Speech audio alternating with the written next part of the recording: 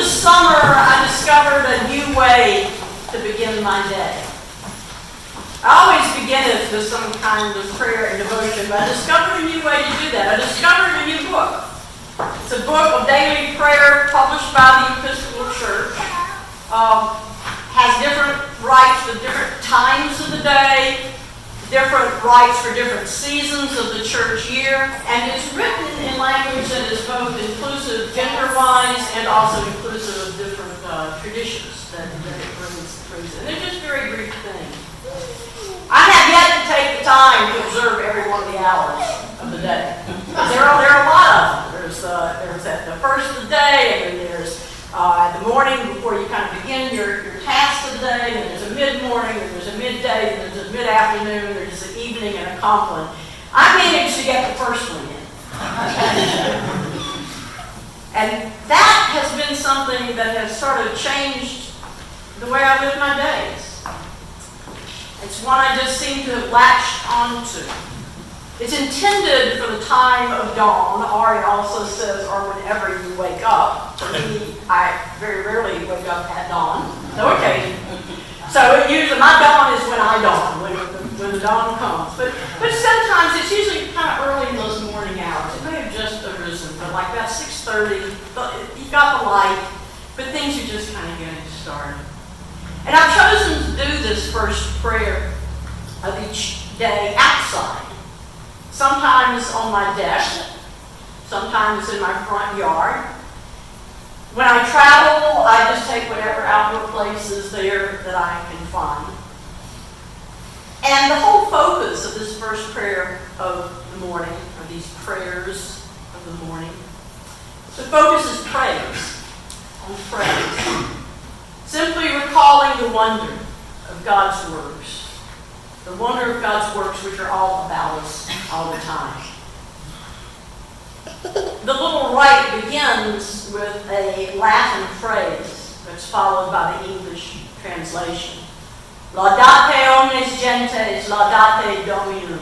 Sing praises, all ye people. Sing praises to the Lord.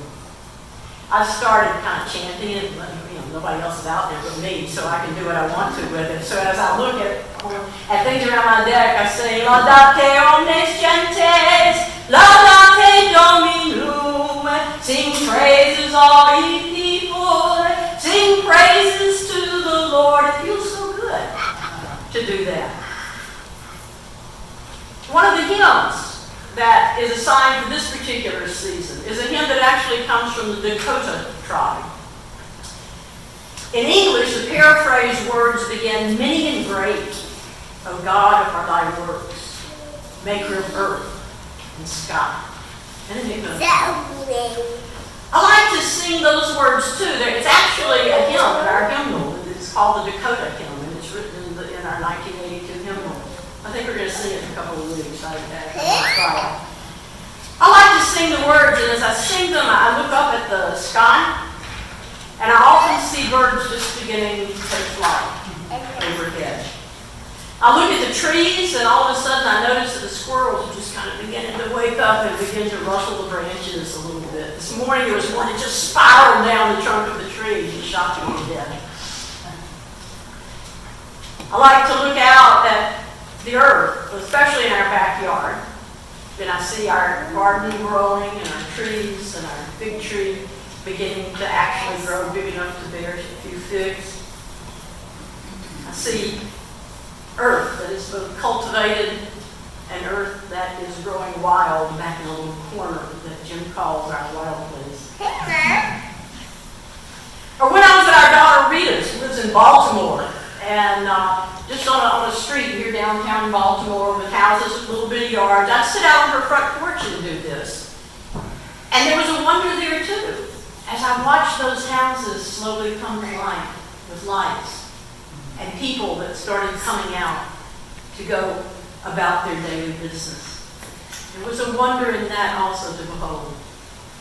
I've come to treasure this morning time, no matter where I am, because it sets me up to experience the new day and all that comes with that day as a gift. A simple gift, but a gift. What happens for me is that before I have a chance to start trying to make things happen in my world, as I am wont to do, in those early morning hours, I so clearly see all that simply is. What simply is present without my doing anything to make it happen. Just a gift. The gift of a new day.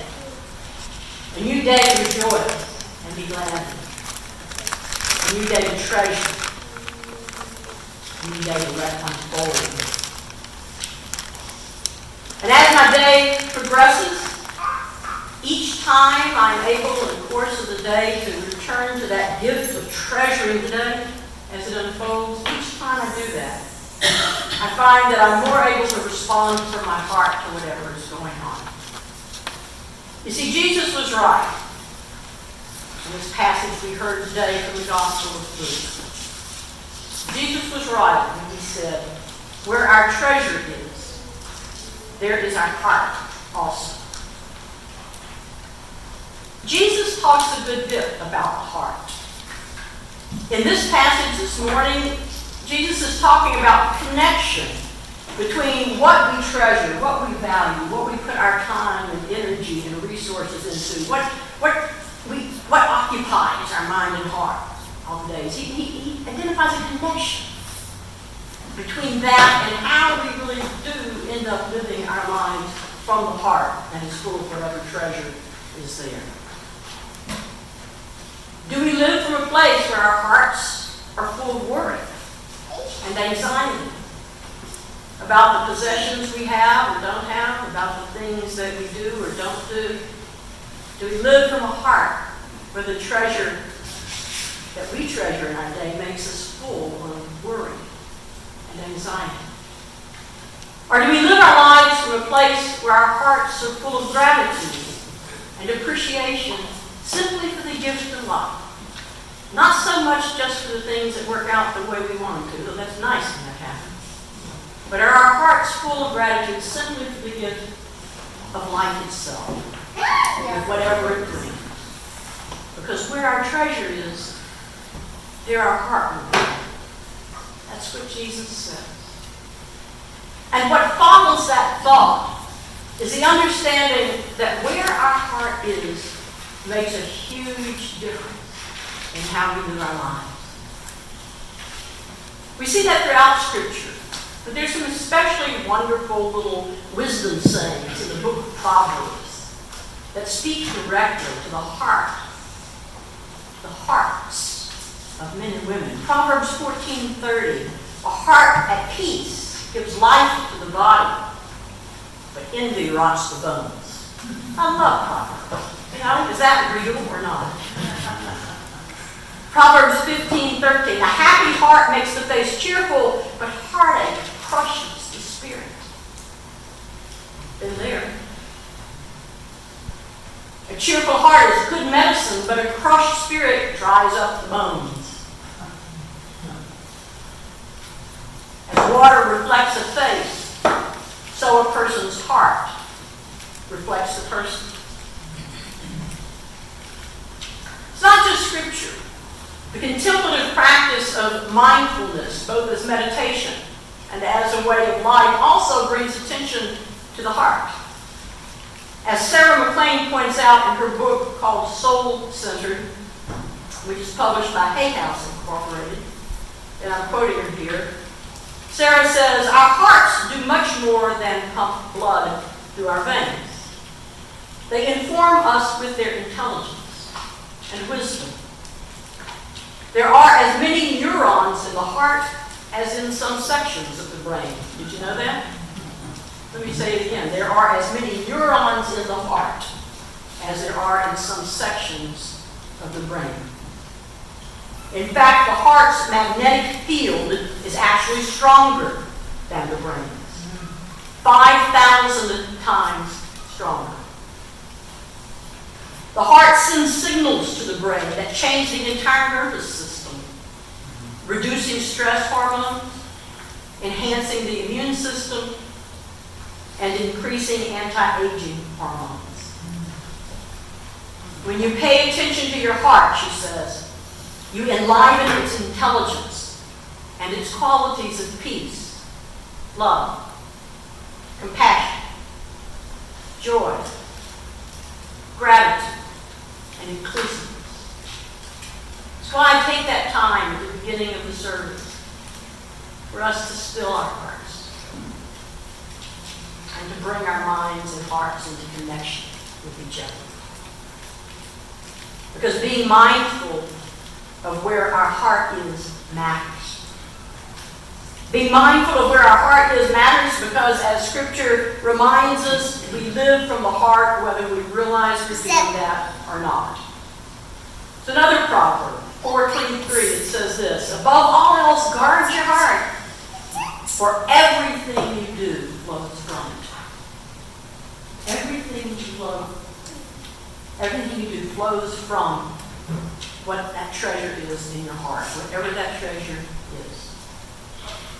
This means that when Jesus calls our attention to pay attention to which particular treasure has actually captured our heart, he does so not only for the sake of the life to come after death. Even more importantly, he tells us to bring our attention to what kind of treasure has captured our heart. Because everything that will flow out from our heart, from what we treasure, and out into the world, is the life we will live and the life we will give that day. Where our treasure is, there will our hearts be also. The heart that treasures peace will guide us to paths of peace throughout the day. The heart that treasures loving kindness will empower us to act with loving kindness throughout the day. The heart that treasures each new day as a gift of life, regardless of how life unfolds that day, that heart will be ready to deal with whatever comes and goes as the day unfolds. There's an old Chinese story about a farmer and his horse. There are many different ways of telling this story, but here's one of the many that I found that I like the way that they expressed it very succinctly. It was on the internet, as is just about anything you want to find. It goes something like this. There once was a farmer in ancient China who owned a horse. You are so lucky, his neighbors told him, to have a horse that pulled a cart for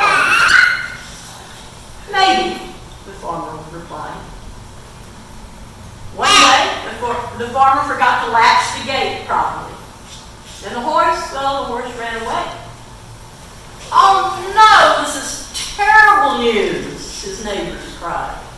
Such a terrible misfortune.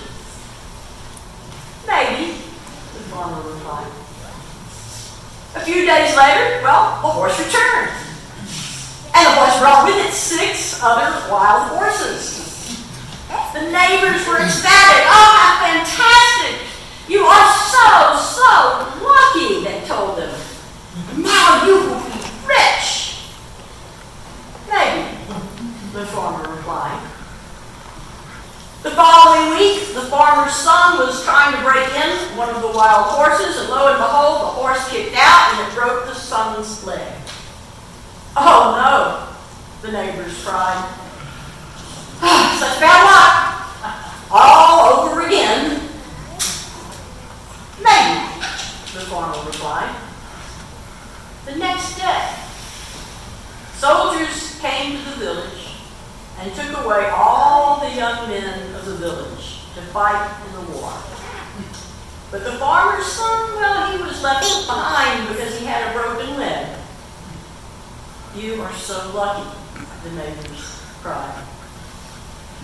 And the farmer said, maybe. As any day unfolds, it unfolds with some things that we think of as good fortune or blessings, and some things that we think of as misfortune or sometimes even as just disaster. The gift of each new day usually includes some of both. the gift of each new day. The gift doesn't depend on either one. The gift doesn't depend on whether they're blessing or misfortune. Instead, the gift of each new day, well, it just comes as a gift. Just like the gift of earth and sky. It's just there. And when we remember that the day is a gift, as that day comes and goes, we'll be more likely to find the hidden treasure of the day.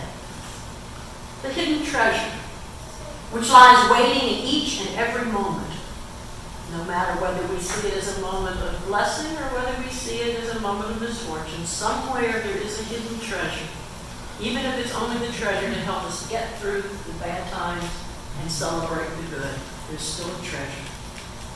And when we find the treasure of each moment, then we will find ourselves living from our heart.